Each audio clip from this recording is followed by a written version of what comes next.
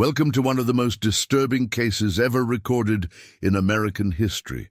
Before we begin, I invite you to leave in the comments where you're watching from and the exact time you're listening to this narration. We're interested to know what places and what times of day or night these documented accounts reach. In the autumn of 1852, a series of unusual events began to unfold at Ravens Cross Plantation in Beaufort County, South Carolina. The events would forever alter the lives of those involved and leave an indelible mark on the region's history. The once prestigious Harrington family name became associated with whispers and averted gazes when mentioned in polite society. According to county records, on November 13, 1852, plantation owner Elias Harrington, aged 31, filed unusual documentation with the local magistrate. What made these papers remarkable was not their existence, but rather what they omitted. The spaces where a bride's name should have appeared were conspicuously blank, though witnesses had signed their names attesting to a legal union. Local newspaper archives from the Charleston Mercury, dated November 15th, briefly mentioned that a wedding of unusual circumstance has occurred at Ravens Cross, without providing further details. This vague reference marked the beginning of what investigators in 1939 would later call the silence of Ravens Cross.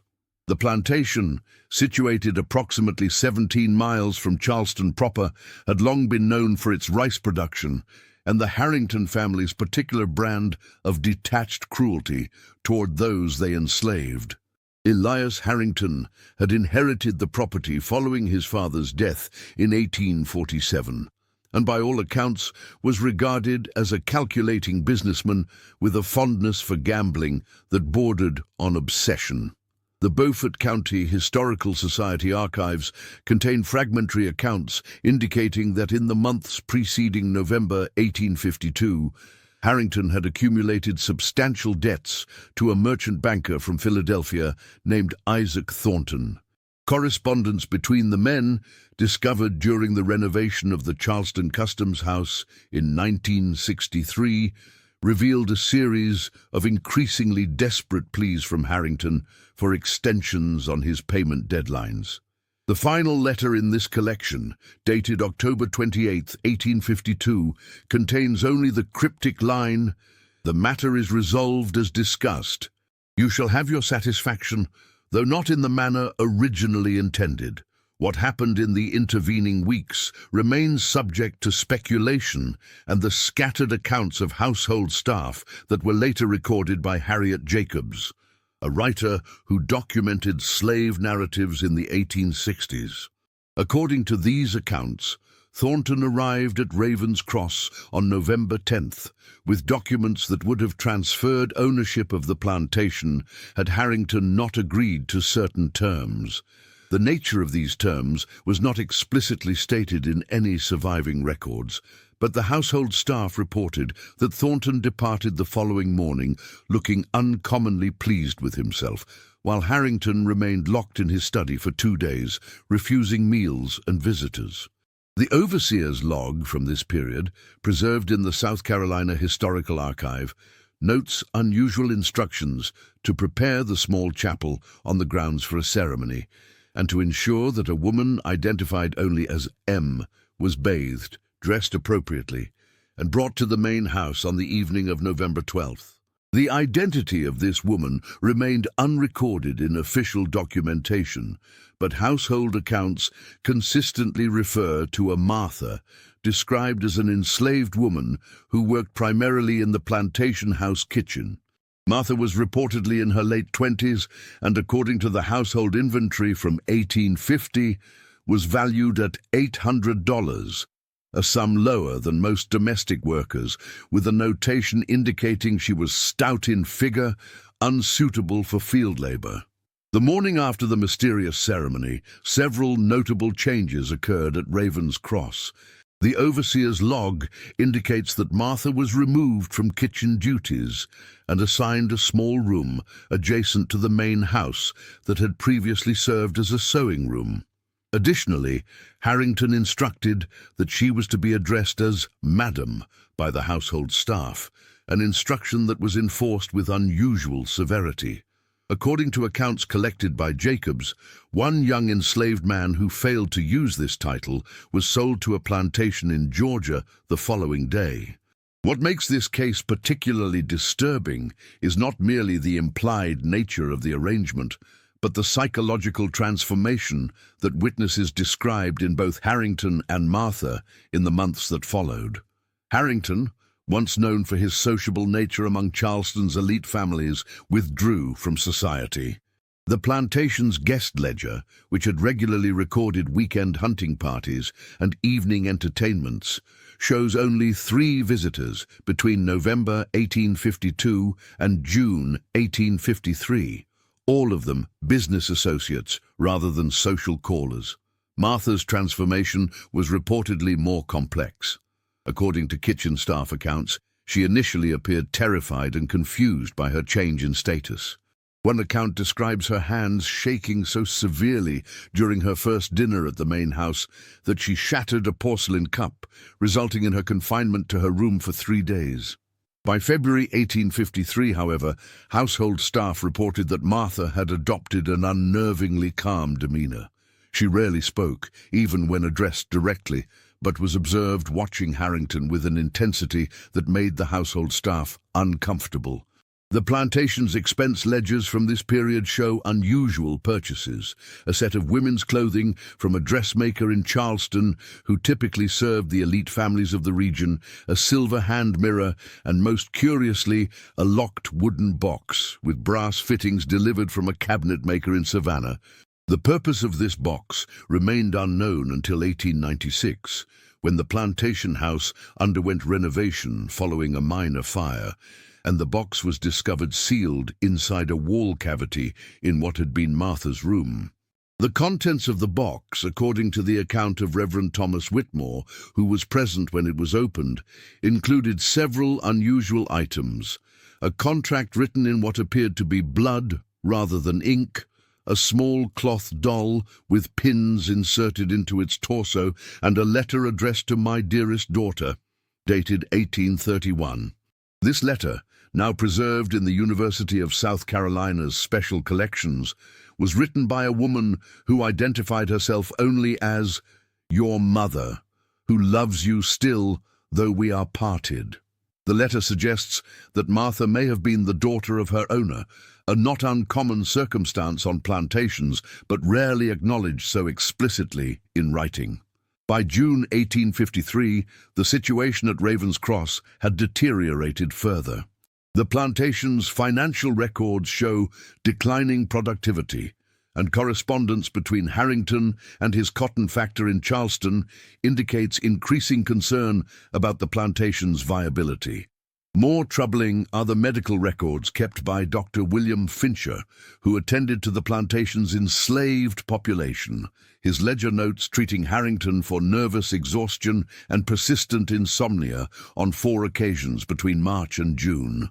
The doctor's private notes, discovered among his effects after his death in 1878, express concern about Harrington's mental state, describing him as a man consumed by some private terror he refuses to name.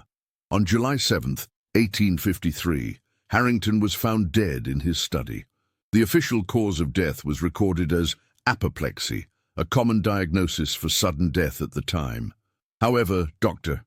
Fincher's private correspondence with a medical colleague in Philadelphia, uncovered during research for a medical history of the region in 1957, suggests he suspected poisoning but had no means to prove it. The letter states, "The circumstances are such that I dare not suggest my suspicions openly, but the dilation of the pupils and the unusual rigidity of the corpse are consistent with certain plant toxins known to be used in folk remedies by some of the African population. What happened to Martha following Harrington's death remains one of the most disturbing aspects of this case. According to plantation records, she was not present among the enslaved persons inventoried for the estate settlement, No record of her sale exists, nor any documentation of manumission. She simply vanished from all official records. Local folklore, collected by WPA writers in the 1930s, includes stories of a woman matching Martha's description who appeared in a small maroon community in the swamplands near the Combahee River, approximately 30 miles from Raven's Cross. These accounts describe her as refusing to speak of her past, but possessing unusual items of value, including silver tableware and a man's gold pocket watch. The most compelling evidence for what may have actually occurred at Raven's Cross came to light in 1959, when archaeologists from the University of North Carolina conducted an examination of the Plantation cemetery. Among the marked graves of the Harrington family, they discovered an unmarked burial approximately 6 feet from Elias Harrington's headstone.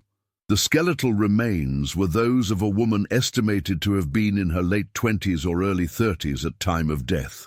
What made this discovery particularly strange was the presence of expensive jewelry buried with the body, items consistent with those that would have belonged to the lady of the plantation, and the position of the skeleton's hands, which were bound together with what appeared to be silk ribbon that had partially survived decomposition.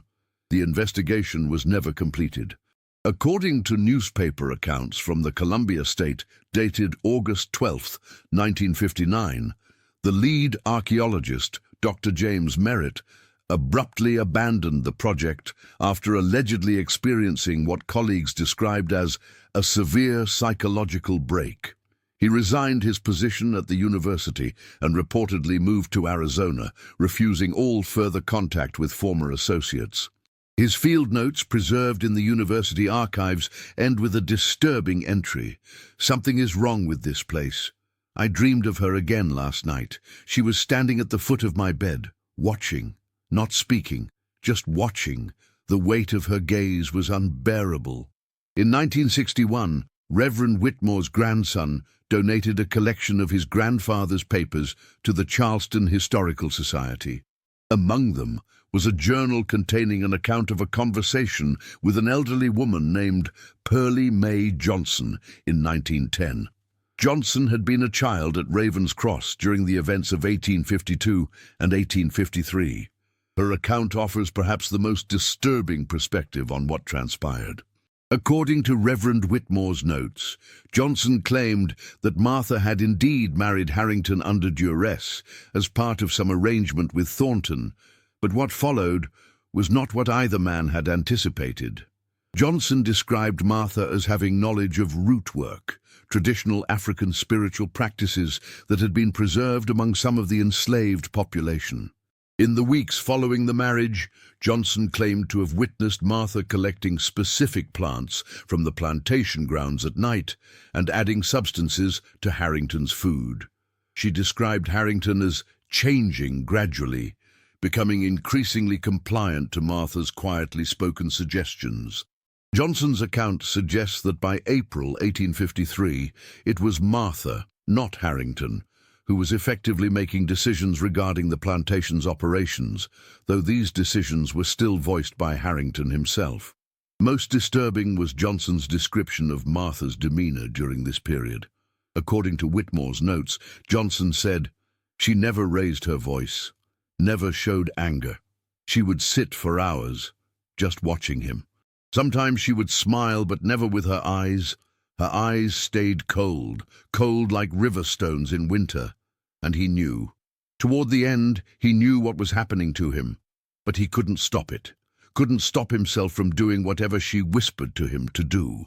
The Archaeological Survey of 1959 also revealed another troubling detail that was only briefly mentioned in the official report before the project was abandoned. In the basement of the plantation house, beneath the floorboards of what had been Martha's room, they discovered a small cavity containing a collection of personal items: a man's cravat pin, a lock of hair tied with string, and most significantly, pages apparently torn from Harrington's personal journal. These pages, now housed in the South Carolina Historical Society archives, contain increasingly frantic entries from May and June 1853. One entry reads, "I can no longer trust my own mind. My thoughts seem foreign to me, as though someone else places them there. I find myself doing things I have no memory of deciding to do. The servants look at me with fear, but not the kind of fear I once inspired. It is as though they see something in me that I cannot see myself." The final entry, dated June 29th, just days before Harrington's death, contains only a single line. "She watches me even when she is not in the room. I can feel her gaze penetrating the walls." What actually occurred at Ravenscross Plantation during those 8 months remains subject to speculation. The official record states simply that Elias Harrington died of natural causes and that the plantation was sold to pay his outstanding debts. No mention is made of a wife or widow in any of the probate documents. The plantation itself changed hands several times in the decades that followed, before being largely abandoned after the Civil War. The main house remained standing until 1942, when it was destroyed by fire under circumstances that the local sheriff's report described as suspicious in nature but lacking evidence of specific wrongdoing. Today, only the foundations of Ravenscross remain visible, partially reclaimed by the surrounding forest. The site is located on private property and is not accessible to the public. According to local residents interviewed in 1968 for an oral history project conducted by Emory University, the area has a reputation for being unwelcoming. One elderly resident, who declined to be identified, claimed that on certain nights, particularly in November, it is possible to see lights moving among the ruins, though no one has lived there for generations. The case of Elias Harrington and the woman known only as Martha represents a disturbing chapter in American history, not merely for the implied circumstances of their union, but for the psychological warfare that appears to have followed. It stands as a stark reminder of how systems of oppression can create the conditions for profound psychological horror, and how the dynamics of power can shift in unexpected and disturbing ways. Her notes, which were never published but are preserved in the university archives, contain a passage that perhaps best summarizes the lingering unease that surrounds this case. What happened at Ravenscross was not merely a reversal of power, but something more fundamentally disturbing. A demonstration that bondage takes many forms, and that the human capacity for patient, calculating vengeance can transcend even the most oppressive circumstances. The Charleston County property. Records indicate that the land where Ravenscross once stood was purchased in 1968 by a corporation registered in Delaware. In 1967, a graduate student in history at Howard University attempted to research the case further, but abandoned her dissertation after reportedly experiencing nightmares so severe that she required hospitalization. All attempts by historical researchers to access the property since then have been denied. The last known photograph of the ruins, taken from the adjacent public road in 1970, shows only crumbling stone foundations and a single chimney standing amid encroaching vegetation. The photographer, amateur historian Robert Mercer, noted in his journal that while developing the film, he noticed what appeared to be a figure standing among the ruins, a figure not visible when he had taken the photograph. Mercer never returned to the site. Some historians have suggested that the story of Ravenscross represents nothing more than a cautionary tale about the moral corruption inherent in the institution of slavery. Others point to the unusual consistency in accounts from various sources spanning more than a century as evidence that something truly disturbing occurred there, something that cannot be easily dismissed or explained away. Whatever the truth may be, the silence that descended over Ravenscross in November 1852 continues to echo through the historical record, a reminder that some chapters of history resist full illumination, perhaps because what they might reveal about human nature is too disturbing to confront directly. In 1957, a descendant of Isaac Thornton donated a collection of family papers to the Historical Society of Pennsylvania. Among them was a single page of correspondence dated October 3rd, 1852, apparently written by Thornton to a business associate in New York. The letter contains a passage that adds yet another disturbing dimension to the case. I have devised a most amusing solution to the Harrington debt.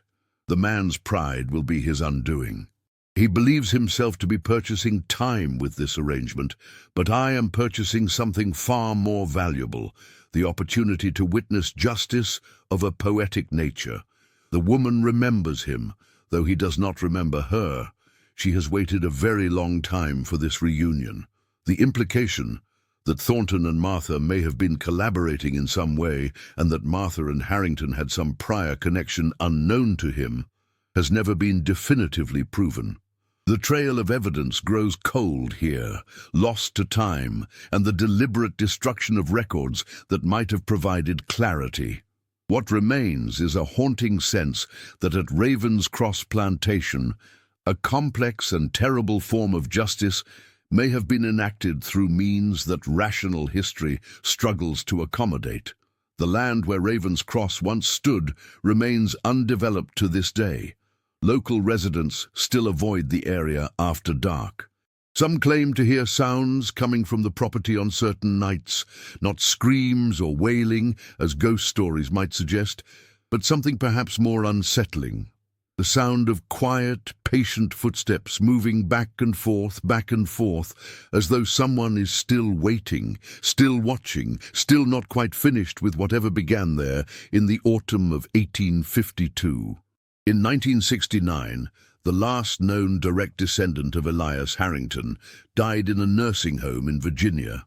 According to the attending physician's notes, his final coherent words were, "She's still waiting for me. She's been waiting all this time." When asked who he meant, the elderly man reportedly became agitated and would only say, "The one who watches, the one who waits, the one who knows." He died later that evening. The nursing home staff reported that despite the room being kept at a comfortable temperature, his body was found unusually cold to the touch. Perhaps the most fitting epitaph for this disturbing chapter in American history comes from the fragmentary journal of Martha herself, 3 pages of which were discovered inside the lining of a dress preserved in the textile collection of the Charleston Museum in 1964. The final entry, dated July 6, 1853, the day before Harrington's death, reads simply, "Tomorrow I will be free, not as he understands freedom, but as I have come to understand it." Freedom is not merely the absence of chains, but the presence of justice, and justice, like vengeance, is a dish best served with patience. I have waited 7 years for tomorrow. I could have waited 70 if necessary. Some hungers transcend time. The case of Ravens Cross remains officially unsolved, though perhaps unresolved would be a more accurate term. What transpired there continues to resist conventional historical analysis, remaining instead in that shadowy territory where documented fact meets psychological horror. A reminder that the darkest chapters in human history are not always those written in blood, but sometimes those written in the invisible ink of calculated silence and patient retribution. In 2002, during an academic conference on historic preservation in Charleston, Professor Amelia Richardson from Georgetown University presented findings from her research into Ravens Cross. Among her discoveries was a series of letters between Isaac Thornton and his sister in Boston, dated between 1845 and 1852. These letters, found in a private collection and never before made public, revealed a connection that cast the entire case in an even more disturbing light. According to Thornton's correspondence, Martha had once been owned by the Harrington family when Elias's father was still alive. She had been sold to Thornton's business associate in Philadelphia in 1845, following an incident described only vaguely as a matter requiring distance and discretion. Thornton wrote that Martha had been instrumental in certain business arrangements and that he had found her insights into the Harrington household invaluable. Most significantly, a letter dated September 1852 contained a passage that suggested Martha had specifically requested to be returned to Raven's Cross. The woman insists that the time has come for her return. She speaks of it with such certainty that I find myself convinced of her purpose, though she reveals little of what that purpose might be. She has served me well these 7 years, and if this final service to her results in the resolution of the Harrington debt, I consider it an arrangement beneficial to all parties, save perhaps Harrington himself, though his suffering is of no consequence to me. Professor Richardson's research also uncovered census records from 1840 that listed a female child, aged approximately 4 years, among the Harrington Plantation's enslaved population. The child was recorded as Martha Mulatto, with a notation indicating she was daughter of kitchen woman Esther. Subsequent census records from 1850 showed no listing for an enslaved woman named Esther at Raven's Cross. Parish death records from St. Michael's Church in Charleston, dated May 1844, include an entry for burial of enslaved woman Esther, property of Harrington Plantation, aged approximately 28 years. Cause of death, falling from height. The brevity and clinical nature of this entry belies what local oral histories collected by Richardson from descendants of formerly enslaved families in the region suggest was a far more troubling incident. According to these accounts passed down through generations, Esther had not fallen, but had been pushed from an upper window of the plantation house following an altercation with Harrington Sr. The nature of this altercation was never explicitly stated, but several accounts implied that Esther had threatened to reveal something that would have damaged the Harrington family's reputation, possibly related to the parentage of her daughter. This historical context added a new dimension to Martha's actions years later. What had appeared to be a simple case of role reversal and psychological manipulation now suggested something more calculating. A years-long plan for a very specific form of justice. If Martha was indeed the daughter of Elias Harrington's father, as the circumstantial evidence suggested, then her engineered marriage to Elias carried disturbing implications of calculated retribution across generations. Dr. Lawrence Pemberton, a historian specializing in the psychological aspects of American slavery, wrote in his 2005 analysis of the case, "What makes Raven's Cross uniquely disturbing is not merely the inversion of power, but the methodical patience with which this retribution was apparently planned and executed. If the available evidence is to be believed, Martha waited 7 years for her opportunity, cultivated the necessary alliance with Thornton, and then implemented a psychological campaign that systematically dismantled not just Harrington's status and sanity, but his very sense of self. This represents a form of psychological warfare that is both horrifying and, in the context of the profound injustices of slavery, uncomfortably understandable. In 1948, a collection of folk remedies and practices was documented by ethnographer Rebecca Mitchell among elderly, formerly enslaved people living in coastal South Carolina. One section, titled "Ways of Binding," described methods by which one person could allegedly gain psychological control over another through a combination of herbal preparations and psychological manipulation. The text noted, "The most powerful binding is achieved not through force or fear, but through patience and the gradual replacement of the target's will with one's own. The process is described as hollowing out the person from within, creating a shell that moves and speaks as directed while believing itself to still be autonomous. This folk practice bears striking similarities to the transformation described in Harrington during the months before his death.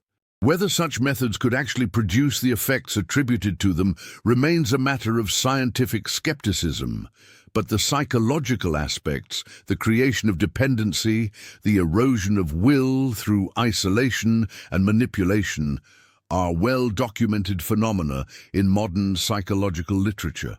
Perhaps the most tangible evidence regarding Martha's fate came to light in 1962, when a small leather-bound journal was discovered during the renovation of a historic home in St. Augustine, Florida. The journal, which covered the period from August 1853 to March 1854, was written by a woman who identified herself only as M.H. The contents described a journey southward from South Carolina and the establishment of a new life under an assumed identity. The journal made no direct reference to Raven's Cross or Harrington, but contained several passages that seemed to allude to a previous life and a concluded act of retribution. One entry, dated December 21, 1853, read, "I dreamed of the plantation last night. In my dream, I stood in his study once more, watching as he wrote the letters I dictated. His hand moved across the page, but the words were mine. Even in death he serves my purpose. The papers transferring ownership are legally binding, though the name I used is not my own.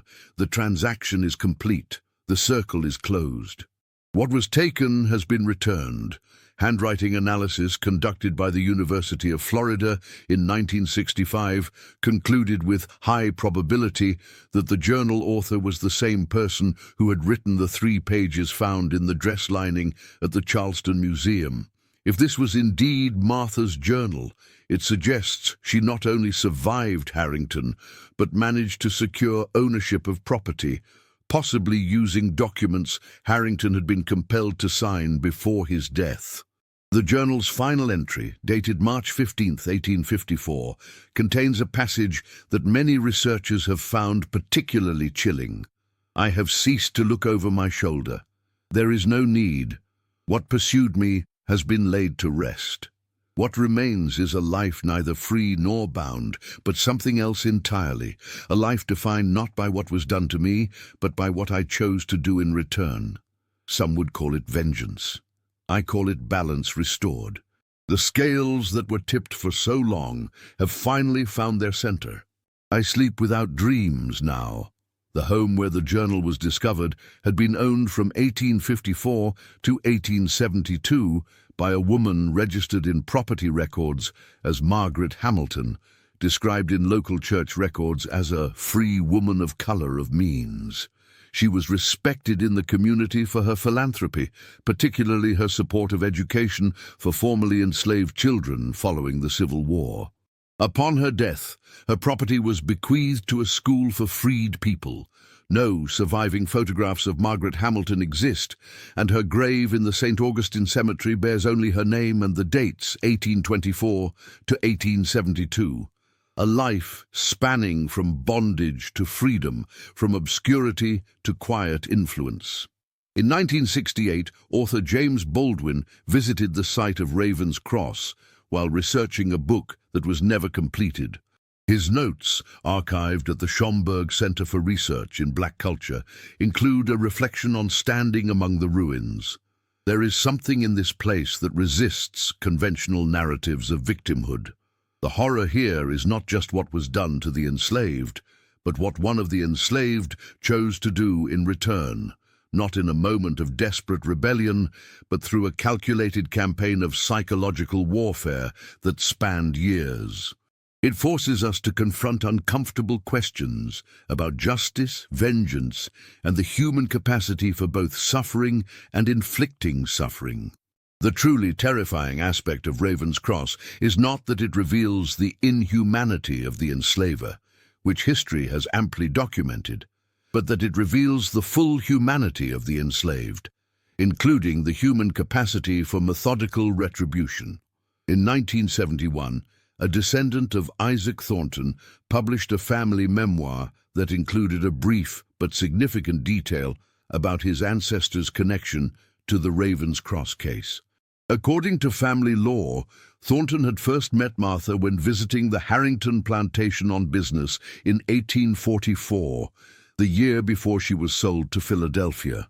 The memoir states, "Family tradition holds that our ancestor recognized something exceptional in the young woman's composure and intelligence following her mother's death.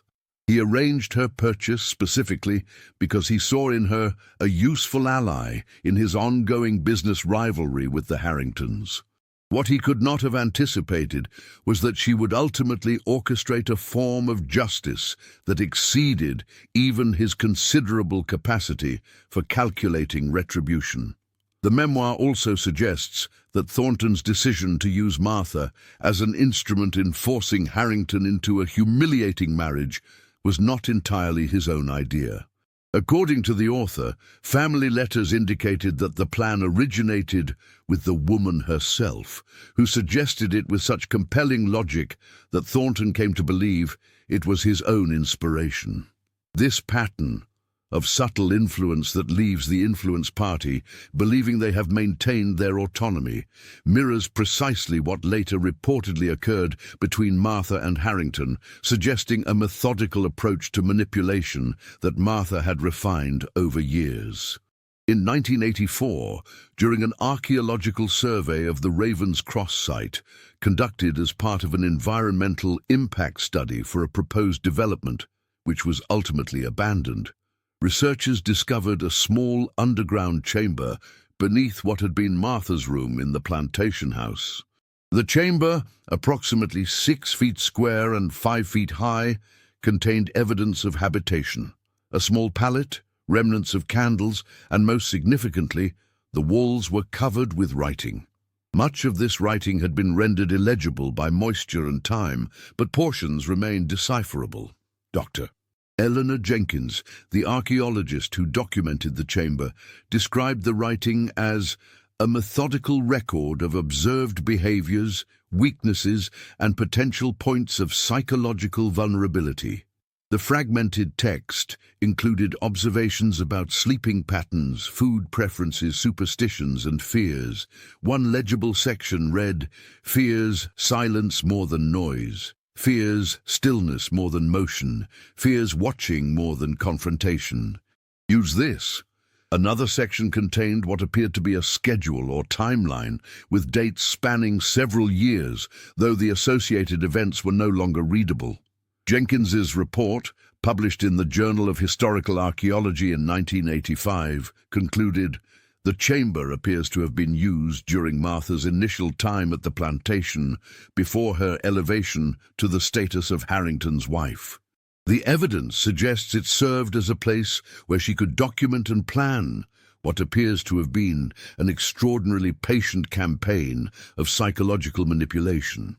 The methodical nature of the notes, their focus on exploitable weaknesses, and the apparent timeline indicating a years-long strategy suggest a level of calculation that transforms our understanding of this historical case from one of spontaneous role reversal to one of meticulously planned psychological warfare. The development company that had commissioned the environmental impact study abruptly withdrew their proposal following the discovery of the chamber. The company's internal correspondence, which became public during a subsequent lawsuit by investors, included a memo from the CEO stating, "The historical complications associated with this property make it unsuitable for residential development.